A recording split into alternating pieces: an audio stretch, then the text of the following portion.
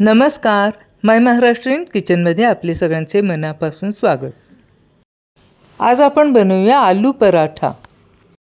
या पराठ्यातून लाटताना सारण बाहेर पडत नाही किंवा भाजताना हा पराठा फुटत नाही. चला तर मग रेसिपीला सुरुवात करूया. येथे उकडलेले 3 बटाटे घेतले आहेत. हे बटाटे गरम असतानाच असे फोडून घ्यायचे आहेत, म्हणजे गुठळ्या राहणार नाहीत. यासाठी 4 ते 5 हिरव्या मिरच्या, 4 मोठ्या अशा लसूण पाकळ्या आणि 1 इंच आलं याचं वाटण तयार करून घ्यायचं आहे. गॅसवर कढई गरम करायला ठेवली आहे आणि त्यामध्ये 1 डाव तेल घातले आहे. यामध्येच घालायचे आहे तयार केलेले वाटण.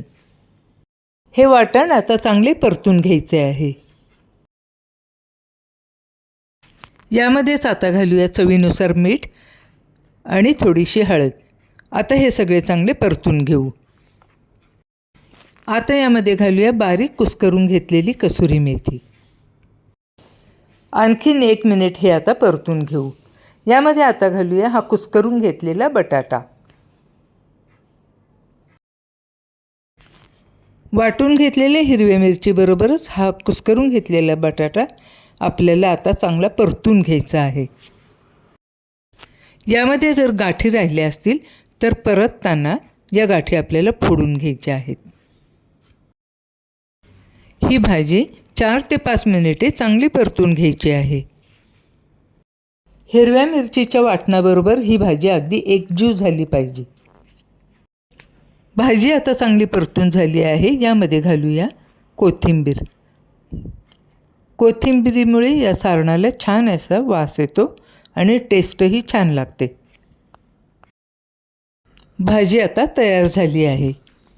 मळून घेतलेल्या कणकेचा लिंबापेक्षा थोडासा मोठा असा गोळा काढून घेतला आहे.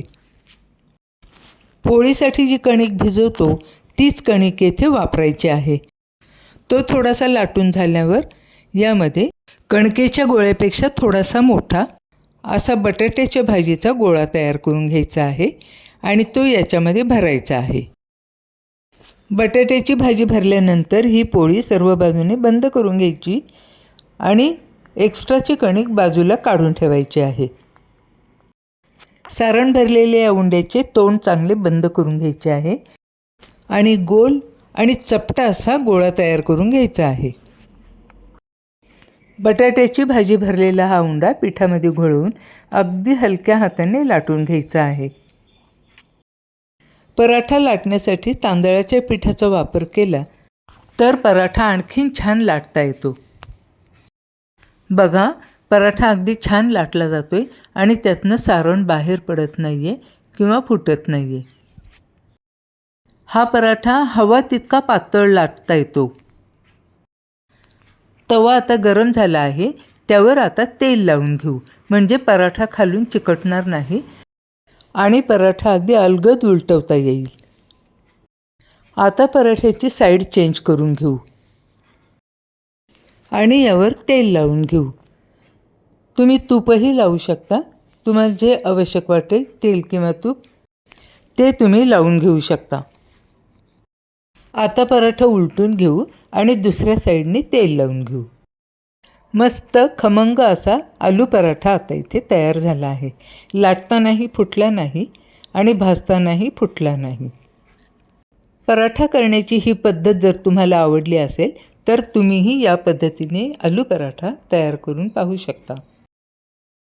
गरमागरम चवीला अगदी छान असा हा पराठा लहान मुलांना, मोठ्या माणसांनाही टिफिनमध्ये देऊ शकता. ब्रेकफास्टसाठी बनवू शकता, जेवणामध्ये सुद्धा बनवू शकता, प्रवासामध्ये नेऊ शकता. असा हा पराठा तुम्ही सुद्धा एकदा करून पहा. रेसिपी आवडली असेल तर आपल्या मित्रमैत्रिणींना जरूर शेअर करा. रेसिपी शेवटपर्यंत पाहिल्याबद्दल धन्यवाद. पुन्हा भेटूया पुढच्या नवीन रेसिपीमध्ये. तोपर्यंत बाय बाय.